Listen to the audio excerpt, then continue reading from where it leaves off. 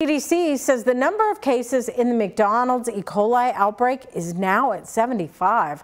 It comes as Taylor Farms, a supplier of McDonald's sliced onions, issued a voluntary recall, and now other chains are pulling fresh onions from some of their menus just out of an abundance of caution. ABC's Morgan Norwood has the latest.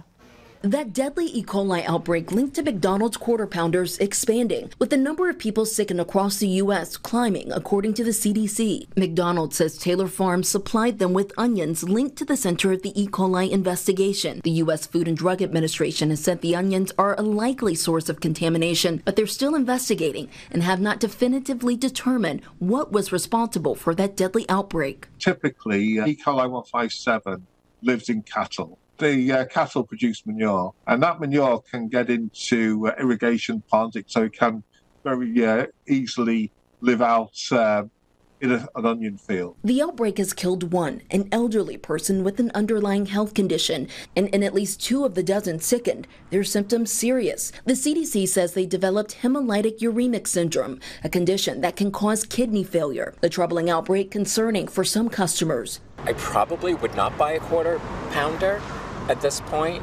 Others confident the recall may eventually cap the spread. I know that they've identified the item of concern and they've pulled it from the shelves. And now the first lawsuit in connection with the outbreak filed by a man who claims he was infected with E. coli 2 days after eating at a Colorado McDonald's. He's claiming negligence and seeking $150,000 in damages. The cramps were unbearable. Clarissa Dubach says she's also planning to sue. As a big franchise like that, I guess you tend to put more faith in them just because it's kind of their duty, I guess, to keep us safe food-wise.